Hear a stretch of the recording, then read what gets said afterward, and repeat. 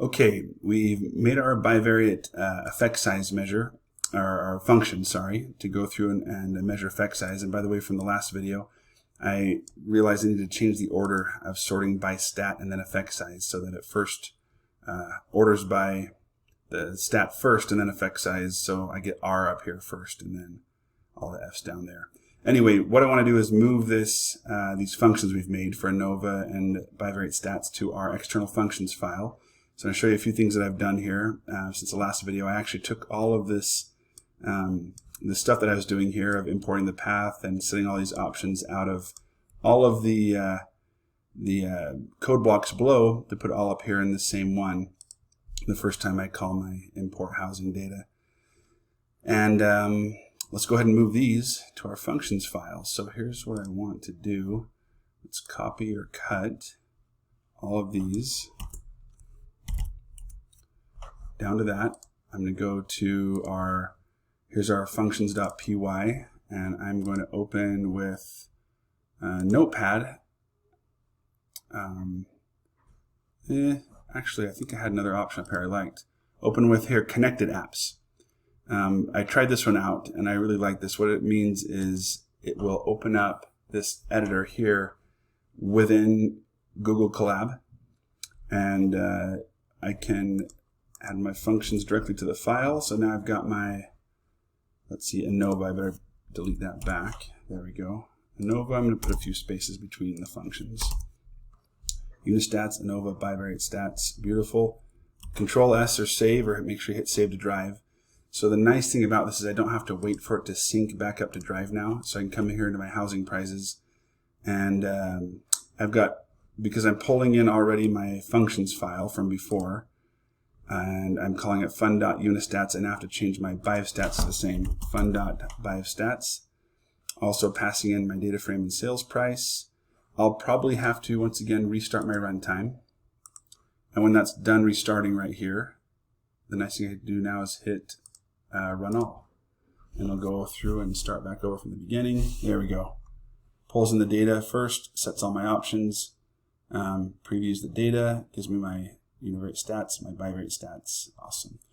So I still have all these down here with missing data that, at least for this demo and this practice example, we're going to ignore all these and pretend simply that we can't use them. So down here for my visualizations, one thing I could do is simply get rid of every column for now that doesn't have, or get rid of every column with missing data for this demo. We're going to handle missing data later on in this course or in this book, but for now I think what I'll do is go back up here, and in my original import I'm going to eliminate anything that has missing data. So there's a function we can use, or command called df.dropNA axis equals, and if I set that to 1, that means drop any column that has missing data. So I also want to do that in place on the original object and not on a copy. So I'm going to run that, go ahead and run my unistats again. So now I shouldn't even get any with the missing data column. Run my bivariate stats. There we go. So now I get all my valid options for stats. Okay, let's create some visualizations next. So back in the chapter, so if I'm a student, I'm new, and I'm wondering where to go from here. Let's go back to our start with number to number visualizations, and I'm going to go all the way down to the scatter plots in Seaborn. This was probably one of my favorite just simple charts because I get both the scatter plot and the histograms on either side. So let's implement this one. So I'm going to copy the code, bring it down into here, and say, all right, how am I going to automate this for everything? I need pandas Seaborn, but I've already got pandas in here. I've already pulled it in, so I don't need that one anymore. And here I've got set color codes and create a joint plot of defense and attack. So let's build a function around this. Def scatter. We're going to need to pass in here at least an x and a y variable. Well, let's pass in a feature and a label like this. And I want these to represent a data frame series or a list. Basically, Seaborn's great. It'll handle either a list or a NumPy array or a data frame series in these spots right here. So at least I think it will, if I remember right. Let's give it a try. So I'm going to come down here and call it right here, scatter, and I want to pass in the data frame. Let's put in df dot, let's just pick one as an example. How about any one of these correlation measures? Overall quality, perfect. df dot overall quality, and then df dot sale price. There it is. It wanted the label and then the data frame next. Let's see if this works. If not, we can change it to work that way. So I'm going to better change this to where x equals. Now, yeah, actually, I'm definitely going to have to make it work that way. Well, I don't know. Let's find out here. Can I do that and simply pass in feature label like that? Let's give it a try. Oh, forgot my colon. Yeah, it works just fine. Okay, so what exactly am I trying to accomplish here? As a reminder, the whole purpose of visualizing data here during the bivariate analysis phase or during our exploratory data analysis, or EDA, we're trying to understand where we have violations of the assumptions of a multivariate analysis like multiple linear regression. In this case, there are two assumptions we're looking for. One is are the individual variables themselves normally distributed, meaning skewness and kurtosis. Well, we've already calculated those in a table up above here, but it would be nice to go ahead and add those calculations to the plot areas themselves as a reminder. The other thing we're looking for is heteroscedasticity. So that means that the spread of the dots is even throughout all values of x, which you can see it's not perfectly. All right, other violations. Well, we do have ordinal data here. Although that's not a gigantic violation, that's something that we can live with. We just know that overall quality is a subjective rating, but the measures in between 7 and 8 and in between these not ordinal but discrete values, those are still conceptually valid ranges, meaning that something could be a 7.5 in quality and that's meaningful. So I'm not worried about that issue here. Although I do want to just double check and see, do I have any data that's numeric, which really is ordinal data, not just discrete, or maybe it's better categorized as categorical data. So I can just check that as we go along. But for now, I want to simply mark or note or keep track of any significant departures from normality or any of the assumptions. So I'll start by plotting, but then I want you to come up with some way to track the issues as we go along.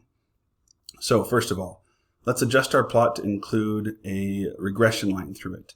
That's actually pretty straightforward with a joint plot. We already have the feature and label passed in. To get a regression line, just add, I believe it's kind equals, I think it's just reg.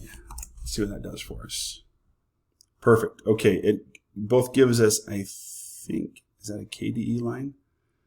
Kernel density estimation, it might be.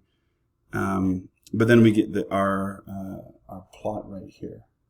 So in this case, we get a line. If you look closely, we've actually got this a very, very light shaded kind of a confidence interval around that line as well. And it's really tight, which is good because it means that data is fairly close together all throughout here. So I'd like to get the formula for that line. Well, yeah, I guess it's not critical. We've got the p-value. You already know this correlation is significant from right here. We could add that in the plot as well. But we should also put in a test of heteroscedasticity. So let's do that. Let's incorporate here in our function. We're not going to return anything from this function, but let's add all the other metrics that we want to add. So to remember how to add something, go back here to, in this particular book, it's chapter 15, but you're looking for the chapter on bivariate number-to-number visualizations. And it'll be somewhere in this chapter you'll find how to add text to a plot. We've got We can use this example. I bet there's a way to get the regression line equation from the Seaborn joint plot object, but I just, it's quick and easy. Let's grab this right here. So we want SciPy. Let's calculate those. We'll put them right in here. Okay, we got SciPy as stats. We don't need the data set. We have what we need. We're not building the scatter plot. We just want the regression line right here, and we're going to pass in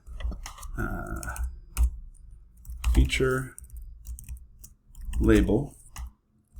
Then we want to pass that in as text into the object. So let's get that right here. Text string. Adding text to Seaborn. I don't know that it's done that way. We might look that up real quick too. But we can put this in real quick. Okay, we got that. Okay, we need to, let's see, if we're going to use this transform.plot, we need to pull in import matplot. Live.pyplot is plot. We're going to have to set this plot object equal to some value. And then here we're actually going to set ax.fig.text, which is going to represent this plot object. Okay, text string font. I think that might do it. Let's see what we get here. Oh, I still have this extra. Oh, I forgot to delete that. Okay, what I want to add here, I moved this up, by the way, just a little bit. 1.2, actually 0.14. Let's give that a shot. I'm trying to line it up on the bottom. Yeah, whatever. What I want to add is this object right here. Let's add skewness for both the feature and the label. So I'm adding here in my text string a couple of these. I'm going to need another line break after that one. I'm not as worried about kurtosis for an MLR, but skewness I am. So I want to get the skewness of the feature and the label. So what I've got going on here is give me the name of the feature, skew equals, and I'm calculating the skewness of it, rounding to 2 decimals, adding a line break, doing the same thing for the label. Just adding some other stats that I might want. Okay, so I've got a problem with, that's interesting, price skew is 188, but overall quality skew, I thought it was worse than that. Let's go take a look at our univariate stats to double check. So, sale price, where are we at right here? That one, yeah, 1.88. Overall quality, oh, I was just looking at the wrong one before. Yeah, 0.22, so that one's not bad. That actually makes a lot more sense because when I looked at this diagram, this looked like a decently normal histogram. So that one's fine, but this one's got some issues, it looks like.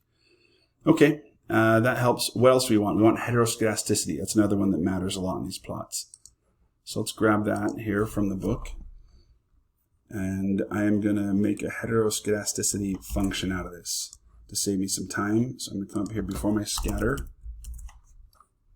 And let's see, tab that in, tab this back to line it up. Above this, let's make our DEF hetero. Is it with a C or a K? I have no clue because I see it spelled both ways all the time. Skedasticity.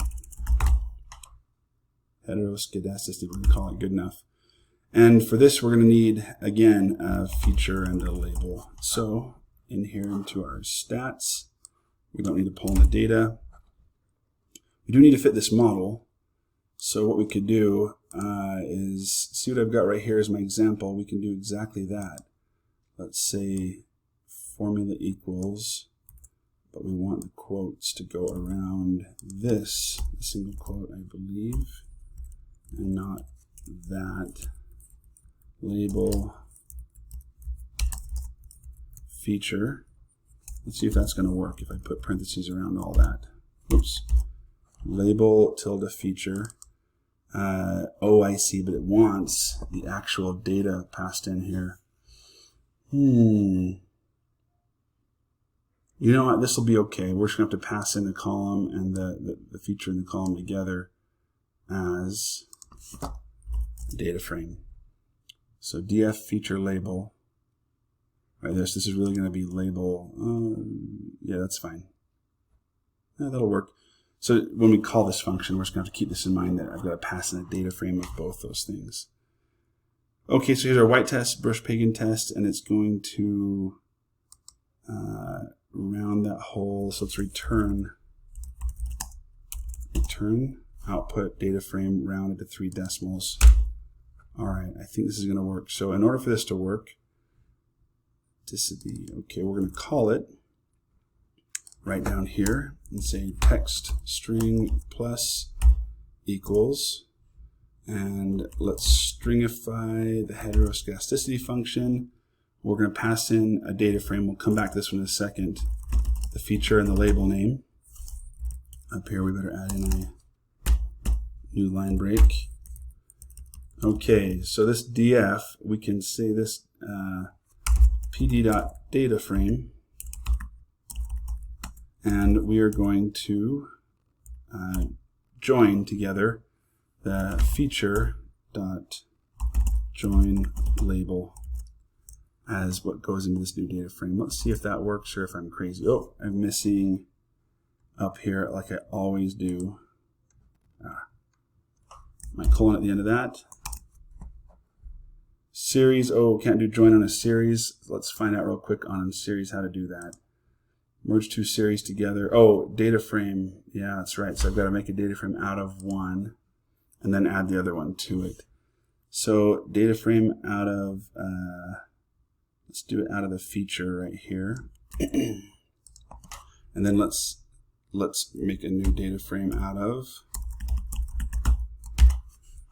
we pass in, we're going to put in the label, and then we're going to say .join a data frame on the feature. So create a new data frame out of the label and join it to a new data frame out of the feature. It's a little complicated. I could probably thought through this better. Or, you know what, I think let's see. Okay, I think, oh yeah, here's our problem. I'm passing in, this is meant to be just a string, feature and label, and this is the actual data frame. I just built that data frame out by recombining our label and our feature back into a single data frame instead of being 2 separate series. But I'm passing in feature and label here, which are actually entire data frame series. I just need the name of each of those passed in for my heteroscedasticity function to work. Label.name, feature.name. Let's see what that does for us. Beautiful. Okay. Here's my table. Yeah, it doesn't really line up very well, does it? Honestly, all I need are the p-values from all of these, the brush white and pagan. I wonder if I can just get those back instead of getting the entire data frame.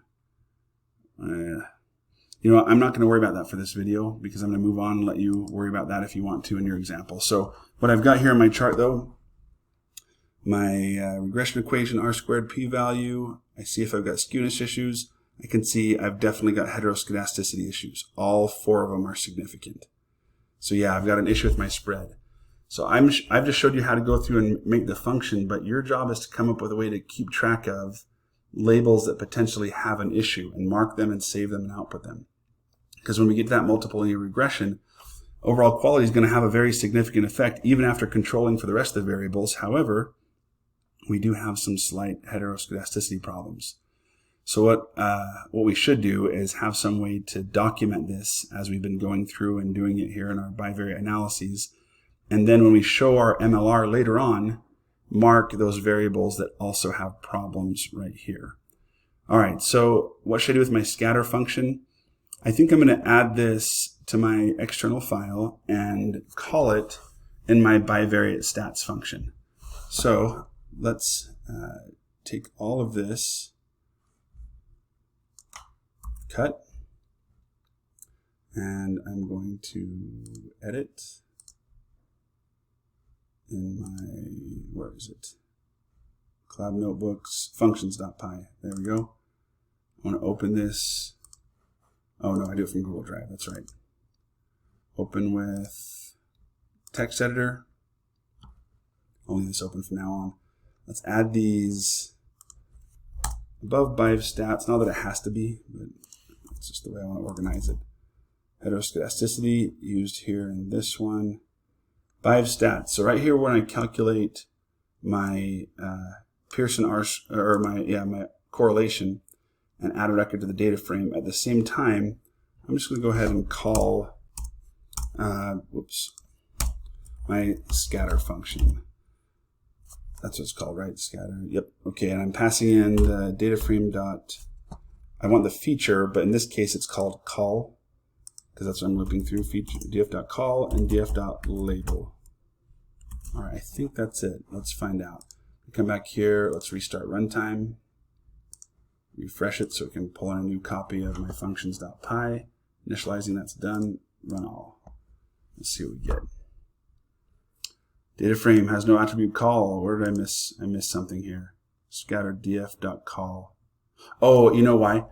I'm actually going to leave this error in the video because I want you to know that when we're looping through and using call as to represent a variable, we actually need to stick with this format that we've been using in other places here, where I use the brackets call. I can't use that dot format. I forget that all the time, so I just want to leave that in there so you can see it. So save that. That's saved. Beautiful. Let's head back here. Let's refresh. Actually, I didn't need to refresh. What I meant to do is restart runtime. Yes. Let that finish. There we go. Run all. All right. This was taking a little time because it's a lot of stats to run on everything. So it looks like I did get a few problems though, but it's generating some. Let's see how this goes here. So my first error, file unknown line 1. Not sure where that came in, but I've got all the rest of them here for all my other numeric variables. So I can see this one, significant p-value, but negative effect. Do I have a problem with skewness? Minor one. Some problem with heteroscedasticity. See how my p-value is 0.01 on those? I do have a bit of a problem. You know what I could do in my function is I could just rename Bruce Pagan to something the same length as white, just so that those things line up, because the print area on these is different from a regular Python output. That's why I'm getting this issue right here. I'm going to fix that, and I want to fix this at the same time. So as I scroll through here, my purpose of what I'm doing is just checking all of these to see where I've got some potential issues. Definitely heteroscedasticity issues here with total basement square footage, skewness, issues with both. Are there any that I don't have a problem? Yeah, right here, heteroscedasticity isn't a problem. P-value is very significant. No skewness issue with basement unfinished. So I'm not going to do this next step for you. What you need to do is think through a function or some way of documenting and tracking where you have problems with heteroscedasticity, skewness, and kurtosis, so that I can print out some MLR results that will track and indicate that even if a variable looks really good in a model, I might consider throwing it out because it has some issues with heteroscedasticity and or skewness and kurtosis. But this is just a nice example of automating all of these parts right here. Okay, let's add in bar plots. I think we can do this part a little bit quicker. Let's go ahead and make a function now. And we'll come and do it down here. Actually, before I forget, I want to fix that little spacing issue with Bruce Pagan and white. I think we can do that by coming up here and saying, we're going to call this the BR PA test, and that matches up with the same length as white. We'll call that good enough for now. Save that, and I bet that other issue we had was just a one-time thing, but we'll see. Okay, I'm going to clear that out, and what I want to do next is bar plot. So let's go back to the book and go to, in this version of the book, it's chapter 17. Whatever book you have, whatever chapter has the bivariate category to number visualization content in it. Now, depending on your version, I may or may not have given you this full function, but I have down at the bottom of this one an automated function that goes through and creates the bar chart, and it also generates an ANOVA and all the pairwise t-tests that are significant. Now there's a fancy little nested loop here that goes through and let's copy this in and I'll talk you through the issue. Okay, copy. I pulled mine in here before. Let me start over here again with you and show you what's going on. Okay, so passing in a data frame, feature, and a label, name. Calling it down here. I don't need to pull that in again. I've already got it. So I'm just going to call bar chart and pass the data frame and the two variables I want to look at as an example. So here we have 5 building types, which means I can get an ANOVA value and a p-value, an f-test and p-value. We already have that. Let's go to building type up here in our prior list. Building type would be one of the F scores. Whoops, I'm in the univariate stats. Oh, and I cleared it out before. You know what? Let's run this one anyway. I wanted to test it anyway. So I'm going to let that thing run. But in there, we should have already had the f-test results. But what we didn't have were all these t-tests. We didn't know, okay, well, what are the types of homes that really sell for more? So, and are they significantly more? So what it looks like we have here are single-family dwellings. That's what that means. And a townhouse E. I'm not sure what E means.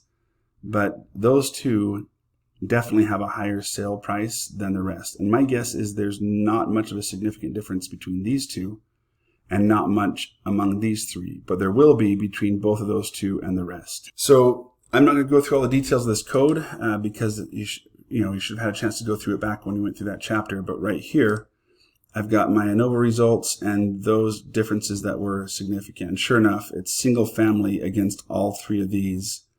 And then it's townhouse E right here, here, and here against those 3 that are my significant ones. So what are the implications of this for my MLR? Well, we haven't learned this yet, so I'm not going to do it now. But what I would do in practice is I would say, I can recode single family and townhouse into the same group and these 3 into the same group. And I can make it a single variable building type where it's either a 1 or a 0, meaning 1, it's one of those, and 0, it's not. Now, we're not going to do that in this video because we haven't covered yet in the book. But that's the idea of why I created this visualization and run all of these t-tests. Is I can significantly reduce the number of values or fields that get generated into dummy codes for my MLR by examining these bar charts and these t-tests. So anyway, for now, all I want to do is maybe I can mark somehow or keep track of the fact that there are some groupings that need to be done here, and that this is a variable that we could do some data cleaning with.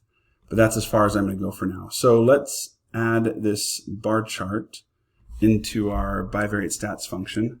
But before I do that, I'm going to change it to Seaborn. I want to start using that for everything. So here's what we're going to do. First of all, let's import up here, import Seaborn as SNS. I'm going to bring these down. Yeah. Down here to the bottom. All right, so instead of plot.bar, it is going to be sns.barplot. We're going to keep those in there as our values. I guess we can keep the title. Actually, I think I would set this to ax equals that, and then it's ax. No, we don't need that. Let's just get rid of these. Instead of plot.text, that means it's going to be ax.text. However, we keep plot.show, I'm pretty sure. No, what did I miss here? It is, oh yeah, no, all we need actually here, instead of those, this is a great feature about Seaborn. All we need is df feature, df label, which means, do I even need this anymore? Can I get rid of that? Am I using means anywhere else? I don't think so. Nope, so that's gone. And I may not need all this grouping. Well, I guess I do for the ANOVA, and that's it. Okay, let's run that. Beautiful. There's a bar plot version with our standard deviation indicated here by these clips right here. So yeah, one family, really strong. Not only is it a much higher sale price, but it's pretty convincing. Very small spread, more than smaller than townhome, so more reliable than the Townhouse E, whatever that is. But anyway, I think this will do it for us. Let's move this into our functions file. So I'm going to add it right there. Move down a bit. It's important to end with this plot.show because that deletes it from memory, the plot object. Otherwise, it'll get confused. In fact, I'm going to add that up here to our scatter plot function. Otherwise, it'll start confusing the various plots with each other. So I'm going to say plot.show, and that will remove that one, so it creates a new plot each time.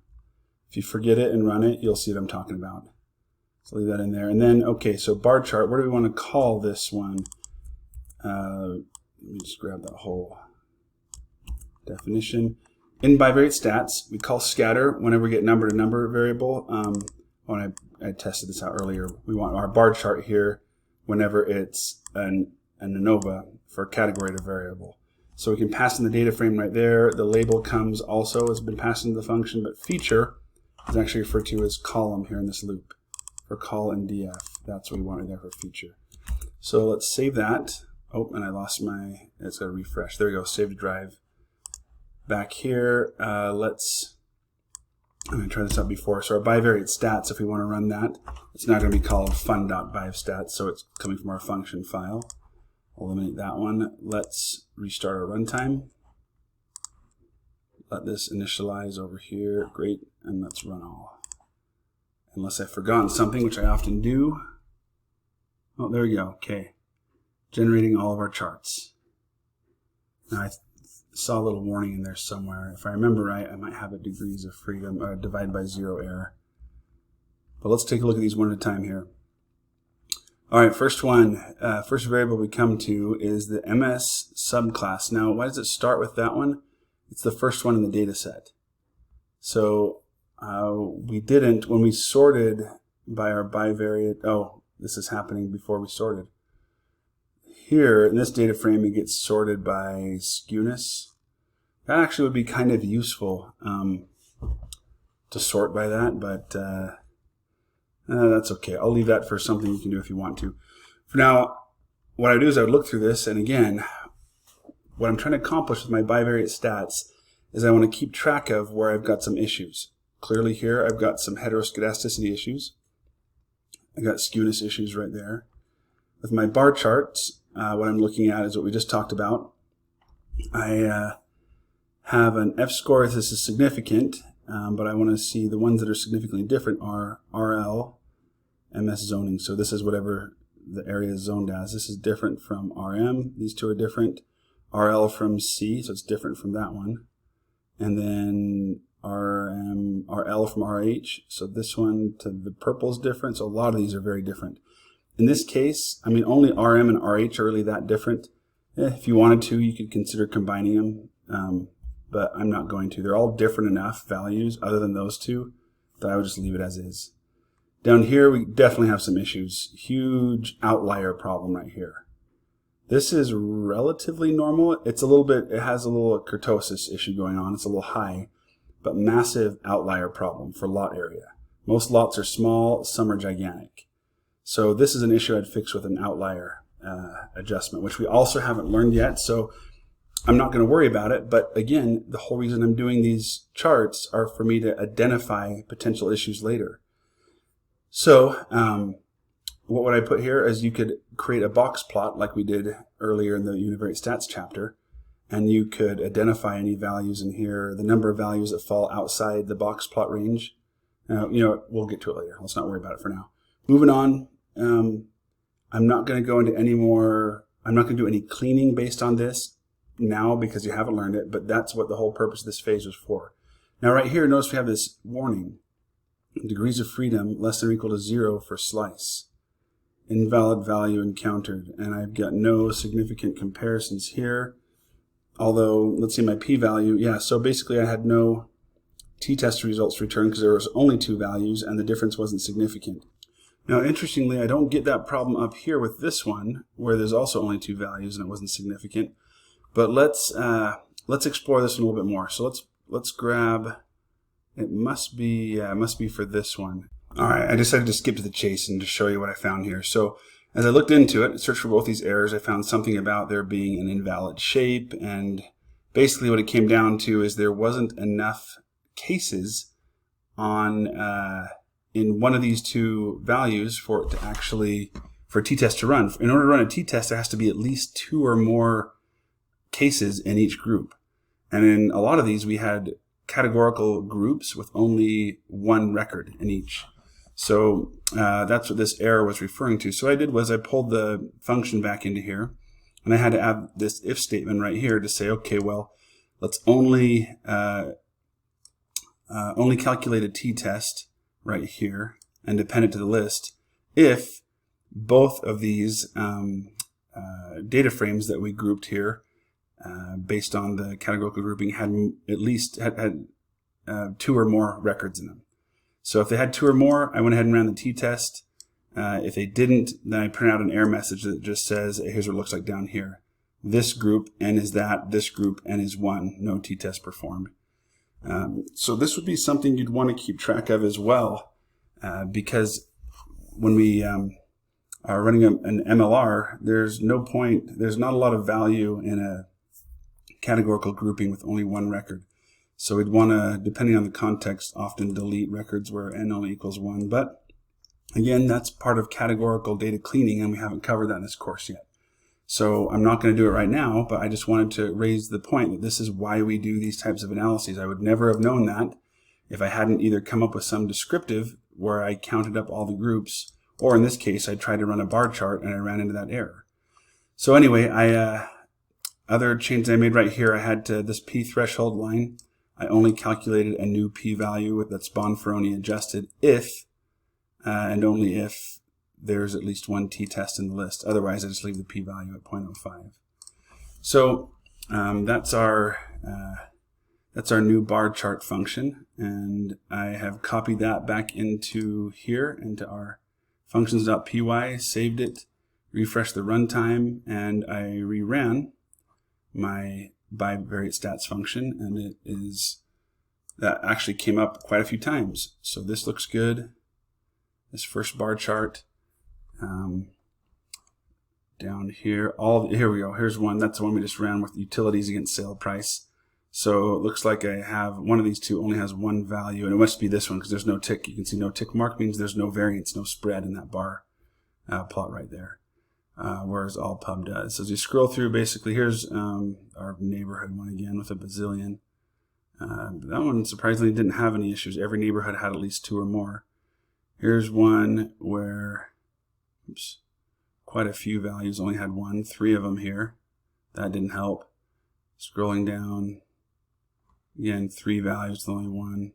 But then interestingly enough, I came to this other error at the end. Invalid syntax. I'm like, well, what's this? It comes after I created the bar chart for central error and sale price.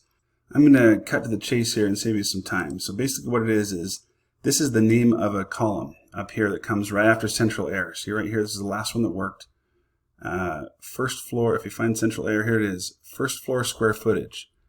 All right, this is a column name that's starting with a number. Now we know in Python we're not allowed to start variable names with numbers, but it's not a variable name, it's a column label or column value. Well, there's somewhere that we're using it that it's interpreting it as an incorrect variable name, and it's trying to separate out the 1 from the rest of the text, and then of course it says, all right, you've got some weird text going on. So I grabbed the scatterplot function back from our functions file to take another look at it. Here's exactly as we last had it in there. The way it was working. And the problem came when we were calling heteroscedasticity, which means it was in this function. And as I look at this, I think the problem is right here.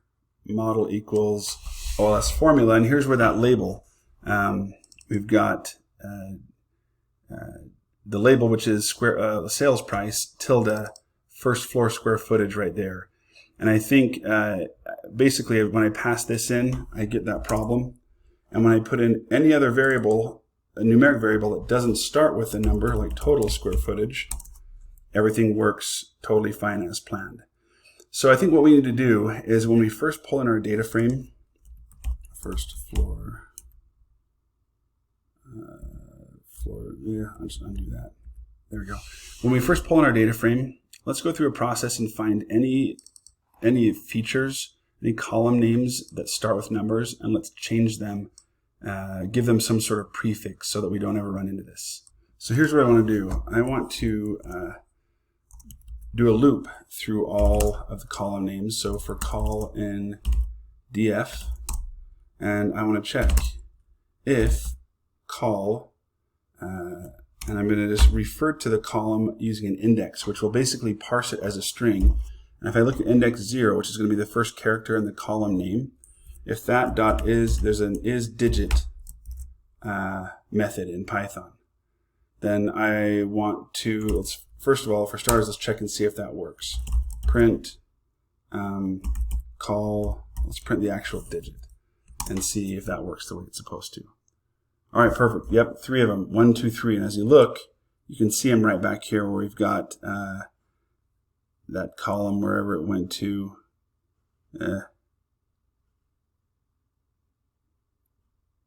Here's our number 3 for 3SN porch. And then the other 2, first floor square footage, second floor square footage. Okay, so for those ones, all right, so we know we can recognize that the first one is a digit. So in that case, what I want to do is df.rename method, and we can basically just put in a dictionary right here of what to rename. There we go. So what we want here is if we find that column name, so I'm going to take this off, I'm going to rename that to, let's add something in front of it, like some sort of prefix.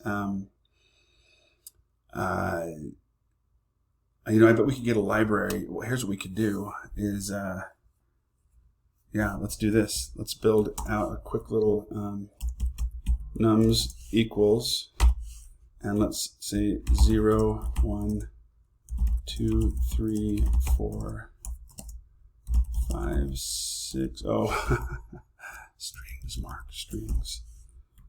0.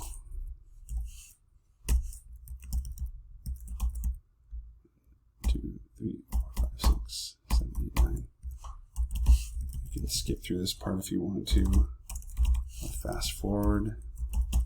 I'm leaving all this debugging in here because I think it'll be useful to someone to see this, the process for new programmers, to see the process I'm going through for debugging. 4,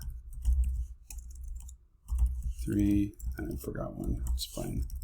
2, 1.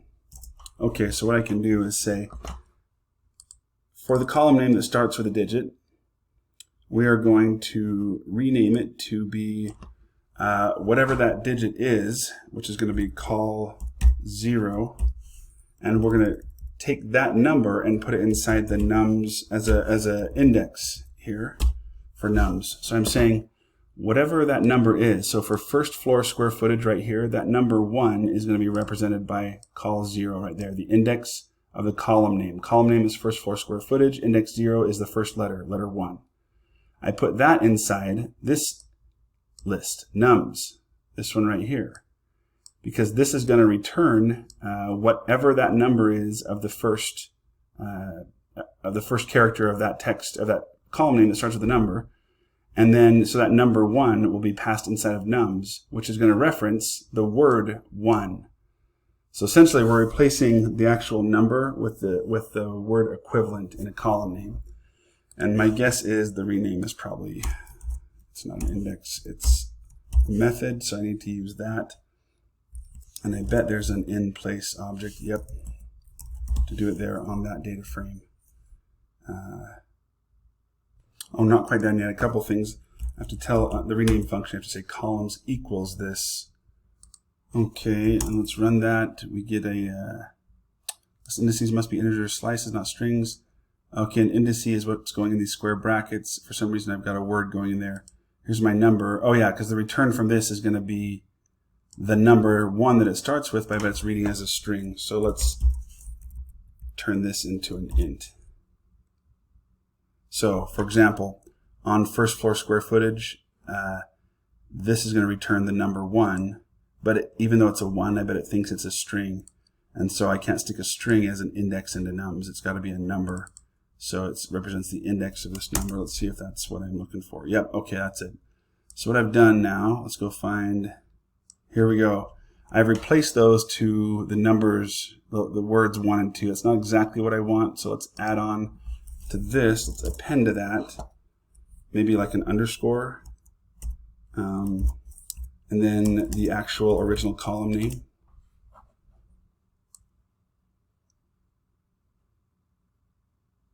It should be right here. Am I blind? There it is. Okay, 1, first floor square footage, 2, second floor square footage, and then back here, 3SN, whatever that is, porch. All right, that's a better data set to now pass in through all of our other functions. Unistats, bivstats. Let's see what we get now. Hopefully we've solved that error. But we just hit neighborhood. Yep, there we go. Still running. Generating all the results.